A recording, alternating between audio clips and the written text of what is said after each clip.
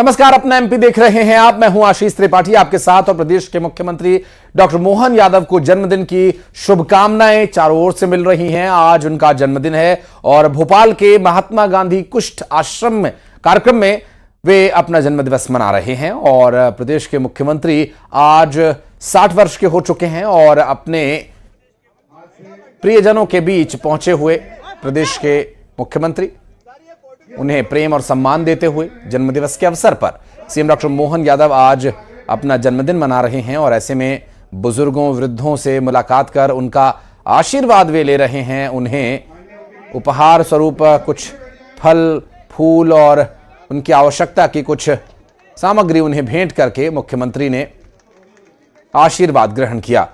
और तस्वीरें हम आपको दिखा रहे हैं। यहां महात्मा गांधी कुष्ठ आश्रम में कार्यक्रम का आयोजन किया गया था। और इस कार्यक्रम के दौरान देखिए, भाव में जब व्यक्ति होता है तो वो बड़े और छोटे को नहीं देखता। और वहां पर जो और बुजुर्ग थे उन्होंने भी मुख्यमंत्री के पैर छूने की कोशिश की। हालांकि मुख्यमंत्री ने उन्हें रोका और उन्हें सम्मान और प्रेम दिया। आश्रम, महात्मा गांधी आश्रम की तस्वीरें हम दिखा रहे हैं आपको। जब कार्यक्रम में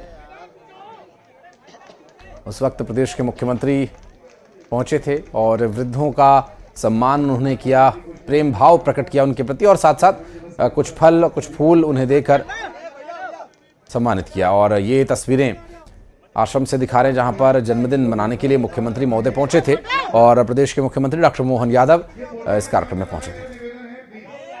तो हमारी हर सांस के साथ जन्म का समय है, लेकिन दिन और साल के हिसाब से आज मेरा जन्मदिन था। मैंने हमारे मित्र माननीय रामेश्वर जी शर्मा, हमारे सभी माननीय भाजपा के वरिष्ठ नेताओं के साथ अपने इस महात्मा गांधी कुष्ठ सेवाधाम में कुष्ठ बंधुओं के साथ जन्मदिन मनाया।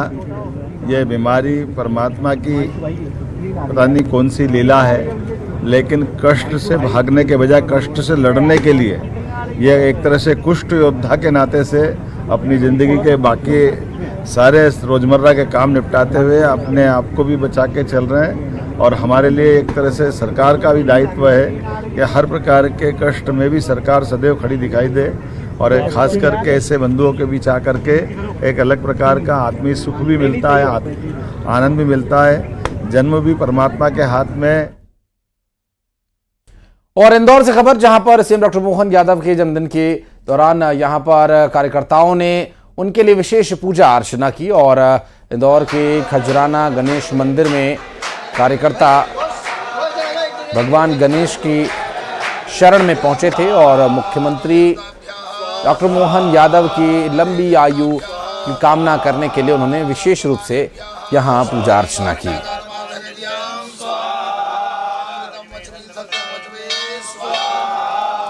विश्व प्रसिद्ध तीर्थ स्थल श्री गणेश मंदिर खजराना पर आज मध्य प्रदेश के माननीय मुख्यमंत्री श्री मोहन यादव जी के जन्मदिन के शुभ अवसर पर हमारे श्री नानू राम जी कुमावत द्वारा यहाँ पर अनुष्ठान किया गया है। भगवान गणेश जी महाराज का अभिषेक किया गया और प्रार्थना की गई।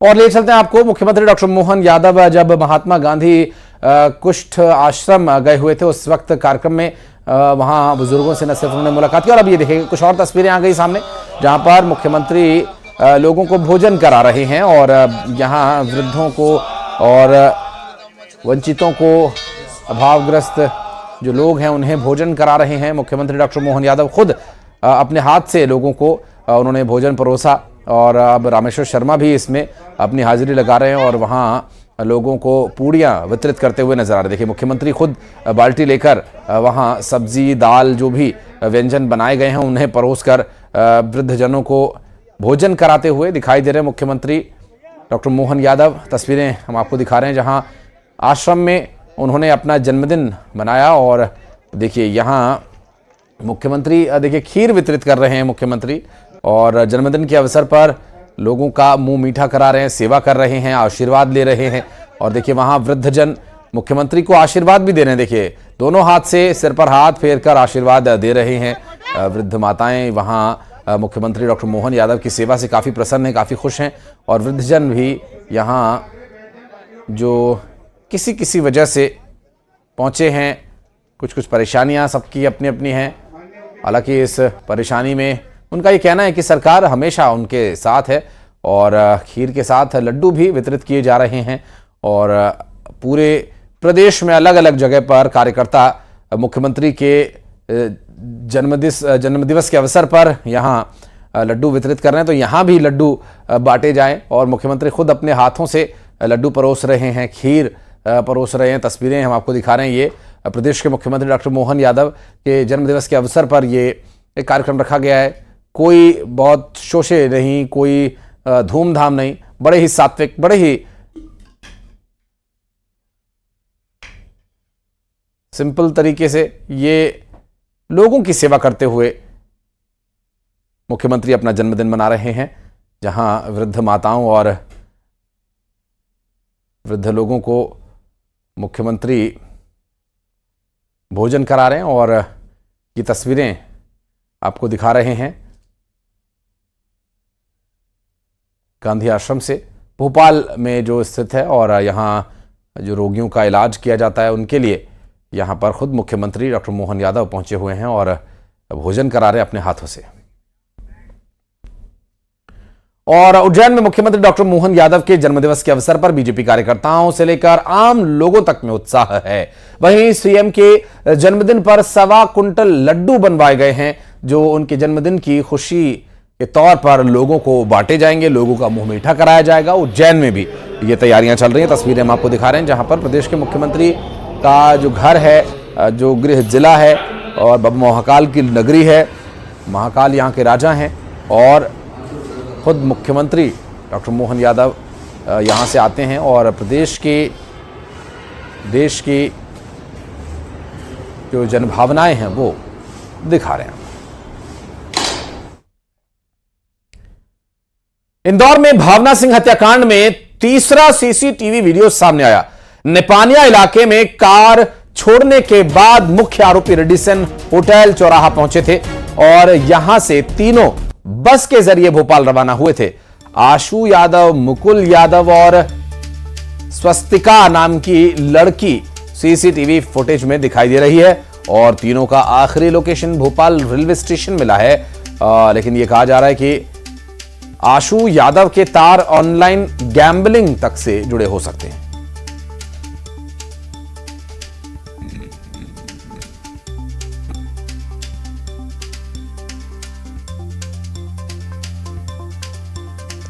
और मिथिलेश हमारे सहयोगी इस वक्त हमारे साथ जुड़ गए, बात करेंगे उनसे। मिथिलेश, सीसीटीवी वीडियो में तीनों ही नजर आ रहे हैं और अभी फिलहाल क्या स्थिति है, क्या तीनों की लोकेशंस का पता चल पाया, जो कि लास्ट लोकेशन तो भोपाल थी? देखिए, भोपाल के बाद लोकेशन पुलिस को अभी तक नहीं मिली। हाँ, एक जरूर बड़ा इनपुट इंदौर पुलिस को मिला है कि ये आरोपी जो विदेश भाग सकते हैं, इसलिए लुकआउट सर्कुलर नोटिस जारी कर दिया गया कि अगर ये किसी इंटरनेशनल एयरपोर्ट पर पहुंचते हैं, ट्रेवल करेंगे तो वहां से गिरफ्तार किया जा सकता है। तो विदेश भागने की फिराक में एक बड़ी जानकारी सामने आई थी, जिसके बाद से लुकआउट सर्कुलर नोटिस जारी कर दिया गया। लेकिन ये तीनों कहाँ लापता हो गए, कहाँ चले गए, ये पुलिस के लिए सबसे बड़ा सवाल है, क्योंकि सभी के मोबाइल बंद है। जो मोबाइल इनको नंबर्स मिले थे वो बंद आ रहे हैं। आखिरी लोकेशन भोपाल की है। जिस लोगों से इन्होंने संपर्क किया था, पुलिस वहां भी पहुंच चुकी है। उन्होंने बताया कि जिस दिन ये पूरा घटनाक्रम हुआ था उस दिन सुबह उनकी बात हुई थी, वो काफी डरे हुए थे, घबराए हुए थे। लेकिन आखिर गोली किसने चलाई? शुरुआत में अभी तक यही बात मानी जा रही है कि आशु ने शायद गोली चलाई थी, लेकिन आशु की दोस्ती भावना से कैसे हुई थी, भावना से मुलाकात कब हुई थी और भावना क्या आशु के कहने पर उस दिन मकान में आई थी, या जो एक और वहां पे महिला मित्र उनकी थी स्वास्थी, उसके कहने पर वहां पर आई थी? इन लोगों की आपस में दोस्ती कैसे हुई थी, ये उस कनेक्शन को खंगाला जा रहा है। दूसरी तरफ परिवार के जो लोग हैं बातचीत करने से पहले ही मना कर चुके हैं। भावना की परिवार में सिर्फ दादी है, चाचा चाची लोग हैं। चाचा चाची ने बात करने से मना कर दिया, दादी ने 100 तक लेने से मना कर दिया था, अंतिम संस्कार के लिए मना किया तो मुंह बोले भाई जो पंकज जिनका नाम है वो ग्वालियर से इंदौर आकर अंतिम संस्कार करते हैं। उन्होंने बताया कि 5 साल से वो बिल्कुल अकेले थी। 10 साल पहले उनके माता पिता का सड़क हादसे में मौत हो गई थी। हाँ, भावना ब्यूटिशियन बनना चाहती थी, इसीलिए वो इंदौर आई थी। देखिए होली में वो ग्वालियर थी, उसके बाद जब यहाँ पर आई तो उस रात उस मकान में कैसे पहुंची, यही सबसे बड़ा सवाल है। 5 लोगों के नाम पे एग्रीमेंट था, लेकिन वहां पे एक महिला मित्र यानी उनकी एक दोस्त भी रहती थी, एक लड़की भी उस मकान में रहती थी। उसकी क्या भूमिका है इस पूरे बिल्कुल, और इन सभी भूमिका की जांच के बीच मिथिलेश इन लोगों की तलाश भी जरूरी है। अगर ये पकड़ में आ गए तो फिर तोते की तरह पट पट पट बोलेंगे पुलिस के सामने, जब पुलिस इस पूरे मामले में पूछताछ उनसे करेगी। बहरहाल बहुत शुक्रिया आपका इस पूरे मामले पर जानकारी देने के लिए। और भोपाल में डॉक्टर ऋचा पांडे के सुसाइड केस में पुलिस ने उनके पति डॉक्टर अभिजीत पांडे पर एफआईआर दर्ज कर ली है।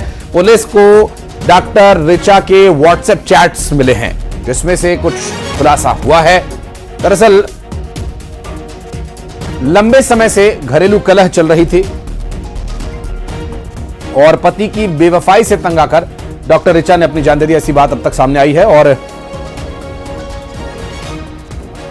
पुलिस जांच में यह भी सामने आया कि अभिजीत किसी और महिला के साथ रिलेशन में था और ऋचा को इसकी भनक लग गई। कई बार पति को समझाने की कोशिश की और पति की हरकतों के कारण ऋचा तनाव में थी। रमाकांत हमारे सहयोगी इस वक्त हमारे साथ जुड़ गए, बात करेंगे उनसे। रमाकांत, अभी जो पूरी घटना ये ऋचा पांडे वाले मामले की है, अब क्या स्थिति है? फिलहाल पुलिस किस तरह से इस पूरे मामले में कार्रवाई कर रही है, कहां तक पहुंची है जांच? जी पुलिस, मैं आपको बता दूं कि डॉक्टर ऋचा पांडे के मोबाइल चैट से जो है कुछ खुलासा हुआ है कि वो अपने पति के जो है अनैतिक संबंधों से परेशान थी और कई बार उसको समझाने की कोशिश की थी, लेकिन डॉक्टर अभिजीत पांडे उनको ही वापस उकसाया करते थे कि ऐसा कुछ नहीं है, तू बेकार की बेवजह की कलह करती, तू मर जा। मरने के लिए उकसाए जाने की बात भी आई है कि डॉक्टर अभिजीत पांडे जो है आत्महत्या करने के लिए उनको उकसाया करते थे। और पुलिस ने अब इस पूरे मामले में डॉक्टर अभिजीत पांडे के खिलाफ एफआईआर दर्ज कर रखी है और फिलहाल वो पुलिस हिरासत में ही है। और व्हाट्सएप चैट से और भी चीजें सामने आई हैं लगातार, और कुछ बड़ा खुलासा भी इसमें सामने हो सकता है, क्योंकि हमने बताया था कि शाहपुरा थाने में जहां डॉक्टर अभिजीत पांडे को रखा गया है, वहां उनसे कुछ किन्नर मिलने आए थे और उनके क्लिनिक पर भी किन्नरों का आना जाना लगातार लगा रहता था।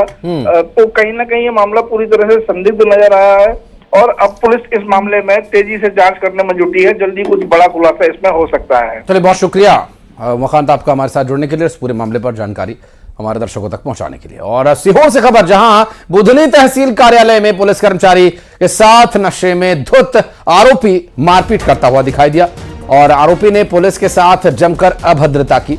और अब इस शर्मनाक वारदात का वीडियो सोशल मीडिया पर वायरल हो रहा है। आपको बता दें कि आरोपी की मां और भाई के साथ समस्या, आरोपी पहुंचा था और तहसील कार्यालय में वो पहले तहसीलदार से भिड़ गया, अभद्रता करने लगा, फिर मौके पर पहुंची पुलिस के साथ मारपीट उसने की।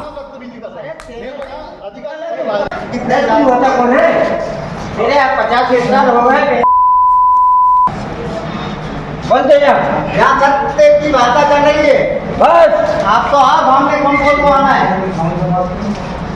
उंगली उठाई ना मेरे हाथ का मक्का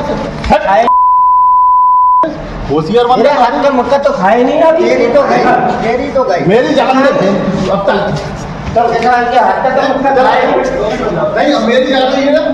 चलो मेरे को कलेक्टर साहब मेरे साथ बदतमीजी कर रहे हैं। और सिंगरौली में देर रात बस स्टैंड पर खड़ी 2 बसेस में भीषण आग लग गई और आग की वजह से बस में सोए हुए क्लीनर की जलने की वजह से मौत हो गई। इस घटना के बारे में बताया यह जा रहा है कि मुख्य बस स्टैंड पर विजय बस में सबसे पहले आग लगी और देखते ही देखते इसकी चपेट में दूसरी बस भी आ गई। लोगों का आरोप यह भी है कि दमकल की टीम को सूचना दी थी, काफी देर तक टीम आई ही नहीं और ऐसे में दोनों बसें जलकर भस्म हो गई। ये भी चला गया।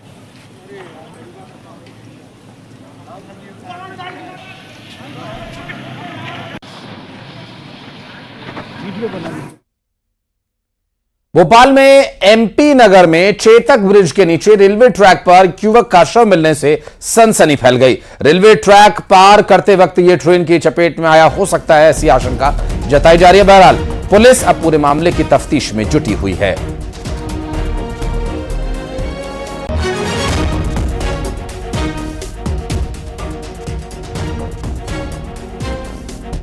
नगर चेतक ब्रिज के नीचे पट्टी के उसमें यानी वो शायद ऐसा लग रहा है कि क्रॉस कर रहा होगा और उसमें आने से उसका यानी कि मृत्यु हो गई है और जांच चल रही है।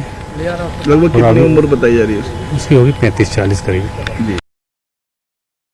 और ट्रेन की चपेट में आने की वजह से मौत होने की आशंका जताई जा रही है। पुलिस जो मौके पर पहुंची उसने प्रथम दृष्टया यही आशंका जताई। बहरहाल कुछ और भी तथ्य इसमें यदि सामने आते हैं तो और स्थिति स्पष्ट हो पाएगी।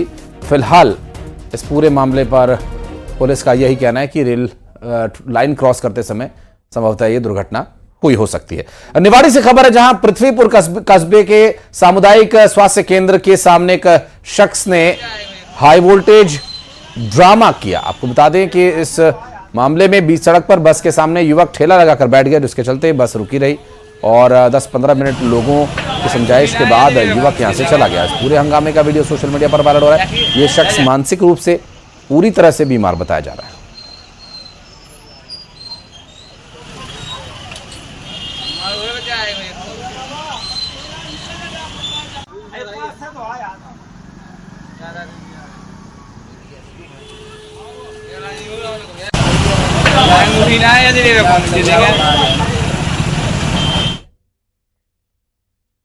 और कॉमेडियन कुणाल कामरा के खिलाफ इंदौर में बीजेपी अनुसूचित मोर्चा ने प्रदर्शन किया और अनुसूचित मोर्चा के कार्यकर्ताओं ने कुणाल कामरा का पुतला फूंका, साथ ही उसके द्वारा माफी मांगे जाने की भी मांग की है। बीजेपी कार्यकर्ताओं ने कहा कि माफी नहीं मांगी तो उग्र प्रदर्शन होगा।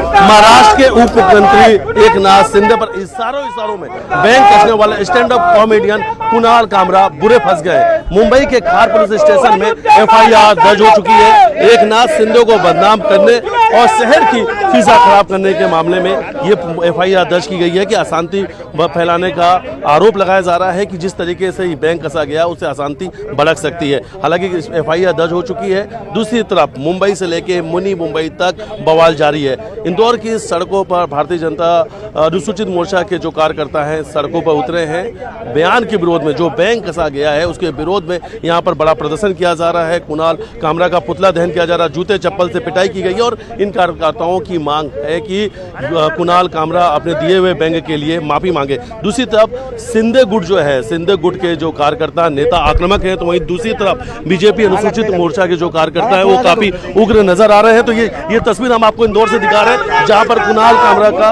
पुतला दहन किया जा रहा है। भारतीय जनता अनुसूचित मोर्चा कार्यकर्ताओं के द्वारा यह पुतला दहन किया जा रहा है। एक व्यंग्यात्मक और एक बहुत ही निठल्ला कुणाल कामरा जो भारत का कॉमेडियन है, उसने हमारे महाराष्ट्र के उप मुख्यमंत्री माननीय एकनाथ शिंदे जी के लिए एक व्यंग्यात्मक टिप्पणी की।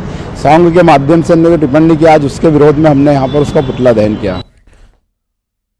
और ग्वालियर पुलिस एक फर्जी गवाह को पेश करने के आरोप में कुछ चुनौतियों का सामना कर रही है। इतना ही नहीं, दरअसल कुछ गवाहों को पुलिस ने रक्षा समिति का बाकायदा कार्ड देकर के सदस्य बनाया हुआ है। मुरार थाना इलाके के त्यागी नगर का रहने वाला एसपी कुशवाहा 100 केसेस में गवाह बन चुका है। एसपी कुशवाहा को पुलिस रक्षा समिति का कार्ड मिला हुआ है। एसपी कुशवाहा के परिजन परेशान हैं। बेटे की गवाही की वजह से लोग दुश्मन बन रहे हैं। इसकी गवाही की वजह से अक्सर कागज आते रहते हैं और एसपी कुशवाहा का कहना है कि बेरोजगार है तो केस में गवाही देकर ही कुछ काम चल जाता है।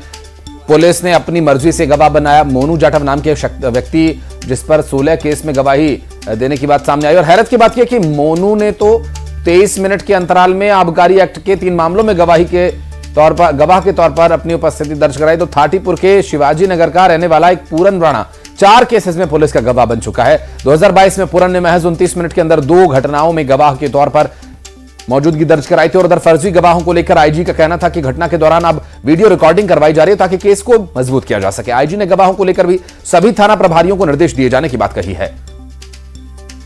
49 मामलों में तुम गवाह बने हो तो जानकारी में है, कजू गड्ढा तो जानकारी है, नहीं होती है तो वो कुछ अपने तो लगातार इतने मामलों में गवाहपन कैसे बन पाते हैं? अब ऐसा होता है जब इनका नाम पता लिखा हुआ था कहीं काम बनवाना है तो इसलिए वो लिख लेते हैं। तो कभी विरोध दर्ज कराया, कभी मना की? हमें सेकंड बार नहीं करी है, वहाँ पे कोर्ट में भी नहीं करता, मुझे जानकारी नहीं इसीलिए मजिस्ट्रेट के सामने कभी बोली है बात? हाँ, वहाँ पे जो है OTP वगैरह बैठते हैं उनसे बोला है। भैया मुझे कोई जानकारी नहीं रहती इसमें, मैं क्या करूँ। स्थितियों में कई बार ये स्थिति बनती है कि जो ऐसे व्यक्ति जो थोड़ा प्रक्रियाओं का ज्ञान रखते हैं उनको जो है इस विषय में इन्वॉल्व कर लिया जाता है और कई बार वो रिपीट हो जाते हैं। तो इस विषय में कई बार ये बात आती है कि साहब ये तो मतलब जो है पुलिस के ऐसे हैं जो हैबिचुअल विटनेसेस हैं और डिफेंस काउंसिल्स के द्वारा स्पष्ट को माननीय न्यायालय के समक्ष रखा भी जाता है कि साहब ये स्वतंत्र साक्षी ना होके ये तो हैबिचुअल विटनेसेस हैं और ये पुलिस के फेवर में वो कर रहे हैं और वो फिर कई बार कार्रवाई क्वेश्चनेबल बन जाती है। तो कोशिश यही की जा रही है, डायरेक्शन सभी जगह यही दिए गए हैं कि अधिक से अधिक लोगों को। और खबर इंदौर से, जहां आजाद नगर पुलिस ने मध्य प्रदेश के मोस्ट वांटेड ड्रग पेडलर को गिरफ्तार करने में कामयाबी हासिल की। आरोपी गुजरात एटीएस और भोपाल क्राइम ब्रांच के अलावा आजाद नगर पुलिस से भी फरार चल रहा था। तो वहीं पुलिस ने 2 और ड्रग पेडलर्स को गिरफ्तार किया जिनके पास से करीब 1 करोड़ रुपए का एमडी ड्रग बरामद किया गया। आपको बता दें कि चेकिंग अभियान के दौरान ड्रग पेडलर को गिरफ्तार किया। क्लोजली हमारे द्वारा मॉनिटर किया जा रहा था। तो कल हमको एक सूचना प्राप्त हुई थी कि किसी डिलीवरी के संबंध में ये 3 लोग जो न्यू आरटीओ रोड है आज़ाद नगर में वहाँ पे मिलने वाले हैं। तत्पश्चात हमारे द्वारा एक चेकिंग वहाँ पे लगाई गई। चेकिंग लगाते वक्त जैसे ही इनके द्वारा पुलिस को देखा गया तो इनके द्वारा जो स्कूटी थी उससे भागने का तीनों के द्वारा प्रयास किया गया। हमारे द्वारा इनको मौके से जब पकड़ा गया तो इनके पास कुल 100 ग्राम के आसपास एमडी जो ड्रग है वह हमने इनसे बरामद किया और 3 लोगों पर हमारे द्वारा एनडीपीएस की 8/22 धारा के तहत मामला पंजीबद्ध किया। और साइलेंट अटैक से एक योग गुरु की मौत हो गई। ये योग गुरु जो कि सरकारी महकमे में पशु चिकित्सक थे, सुबह दौड़ लगाते थे, योग अभ्यास करते थे, लेकिन आज इनका जो रूटीन है वो पूरा नहीं हो पाया क्योंकि वो दौड़ लगाकर योग करके आकर जैसे ही कार में बैठे अचेत हो गए, बेहोश हो गए। और आसपास मौजूद लोगों ने जब उन्हें देखा तो वे बेहोश और अचेत अवस्था में थे। फिर उन्हें हॉस्पिटल ले जाया गया और हॉस्पिटल में डॉक्टर्स ने उन्हें मृत घोषित कर दिया।